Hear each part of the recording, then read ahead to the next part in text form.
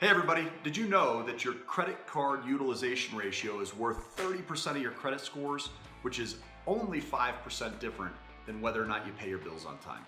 Guys, this is huge because it means that you have significant control over your credit and you maybe don't even know it. I'm gonna give you 3 techniques today on how to reduce that utilization ratio and drive your credit through the roof. Stick around.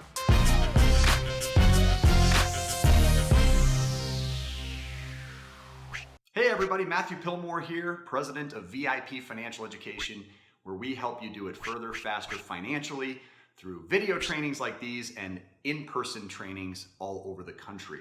And we're looking forward to today's very special lesson plan all about utilization ratios. We did some searching online and quite honestly, the videos I found regarding this topic sucked. So we're here to change that today. I'm gonna give you some very special tricks of the trade that will allow you to drive that credit worthiness through the roof and give yourself every opportunity to look and sound the way the banks want you to. When you do that, not only do you get access to the best interest rates and insurance premiums in the country, but you also have access to seemingly unlimited amounts of money.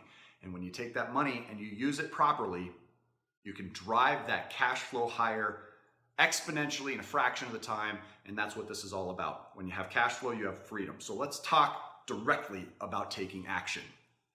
First of all, what is a utilization ratio? Sometimes it's called debt to available ratio, not to be confused with debt to income. This is all about how much you're borrowing relative to how much you have available to you when it comes to your revolving credit accounts. Now, the revolving credit accounts that make the biggest difference to you are from those big box credit card providers. So we're gonna focus mostly on those. Let's say that we have a $10,000 limit on one credit card account with a $4,000 balance. We would simply take that $4,000 balance and divide it by the $10,000 limit to calculate our current debt to available or utilization ratio. This number is also easily calculated for you on the Cash Flow Cruncher worksheet that we provide you as a free gift when you schedule your complimentary phone-based coaching implementation session. So make sure if you have not taken advantage of those gifts yet that you do so ASAP. When you calculate your utilization ratio, what that number is telling you is how much you're borrowing compared to what you have available. And every single percentage point reduction to that ratio is an improvement to your credit scores. There are milestones that are often discussed. So when you visit websites that educate about the credit scoring formulas out there, most important of which is FICO. So keep in mind that most banks are using the Fair Isaac algorithm known as the FICO credit scores. There are many milestones that we hear about, like keep your balances below 50% of the limits, or keep your balances below 30% of their limits, or below 10%. Each and every point reduction to that ratio is an improvement to you, and every percentage point increase to that ratio is actually considered a negative impact to your credit scores. So the best possible ratio to have is 0%. Now that can be a bit of a conundrum, and here's why. When you are using your credit cards correctly, you're taking advantage of rewards. And what that means is you have to be using credit to get great credit.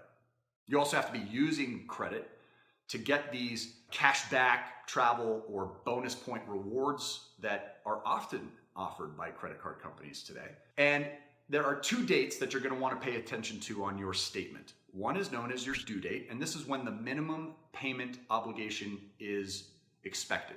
You've got to make sure that that payment is paid before that date, or you will certainly be penalized. Worst case, it's over 30 days late and you'll end up with a derogatory mark on your credit. When you pay that balance, ideally you can pay it in full before it's due. Paying it in full means you pay 0 interest, even if it's a 30% interest rate associated with the account. So the best possible thing to do for yourself is to avoid interest costs. We know that, but I'm going to teach you a technique here today where paying a little bit of interest is actually valuable. We're going to get to that here in the second technique. When you pay your balances in full before the statement closing deadline, you'll actually get the best reporting, because most credit card companies, and most people are completely unaware of this, are going to report to the credit reporting agencies once per month on or around the statement closing deadline. The statement closing deadline is the last day that transactions are added to that month's billing cycle before they issue you the invoice. Well, if they're reporting on or around that date, it's safe to say that that's close to the highest balance you're going to end up having on this account for that month's billing cycle, which means that if you're paying this balance either down or off in full every single month, you're not getting credit for that. And if that's negatively influencing your credit scores by 30%, then the credit card issuers are getting the better of you. To reverse that impact and rewrite this rule book, you can pay before the statement closing deadline, which is clearly marked on the statement, and hack the credit system. By doing so, it'll show a much lower balance reflected on your credit report and have a tremendously positive influence to your overall credit scores. That's secret number one. Secret number two is not paying those balances in full every single month. Instead, every other month we're going to pay it in full. The months in between, we're going to pay the balance down to a very small level, $50 to $100. We'll pay only a couple dollars worth of interest. We'll do that every other month. By the end of the year, they maybe have a couple tens of dollars worth of interest, and we become a much more favorable borrower in their system. The system will literally categorize us from someone that they earn zero interest on to somebody that they're earning interest from. And by doing so, every 3 to 6 months, I can call the credit card issuer and request a credit limit increase and be more likely to be approved for that. Now, when they request an inquiry or permission to pull credit, normally I will refuse permission for them to pull my credit to authorize that credit limit increase by simply stating, can you please approve me based on my payment history with you so far? If the answer is no, we'll call back 3 to 6 months later and request again. The third and final technique is known as piggybacking. Now, this is a technique that's been around for a long time, one of the best kept secrets to credit enhancement there is. This is where you can either add someone else to your credit as an authorized user or be added to someone else's credit as an authorized user. And the receiving party, the authorized user party of that equation will, within the next reporting cycle, adopt the entire history of that account for their own. Now, not every credit card company will report authorized users to the credit reporting agencies. So we've got to make sure we're dealing with credit card providers that do.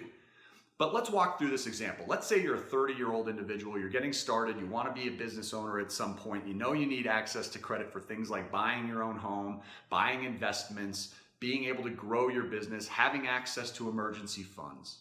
So you want to really start to create high-level credit profiles. You go to your parents and you explain that by being added as an authorized user to one or more of their accounts, this can help facilitate that growth process. By doing a little bit of research, you'll see that nothing that's happened in your past related to your credit will influence your parents in either a positive or a negative way.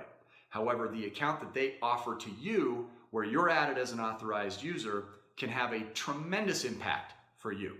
If they have an account that's been open for, say, 15 years, and that account is successfully added to your credit, then literally within 30 to 45 days, you could instantly adopt the entire 15-year history of that account. There are several things that you're going to want to keep in mind about this technique. Number one, anything negative on their report from that specific account will also be adopted. So do not add yourself to any account that does not have a perfect payment history. Number two, make sure that the account has a high limit and low balance. The utilization ratio will also have a dramatic impact to you, either positively or negatively. So make sure that you're always adding yourself to accounts that have low or 0% utilizations. Number three, you're going to want to make sure that this is an account you can be removed from.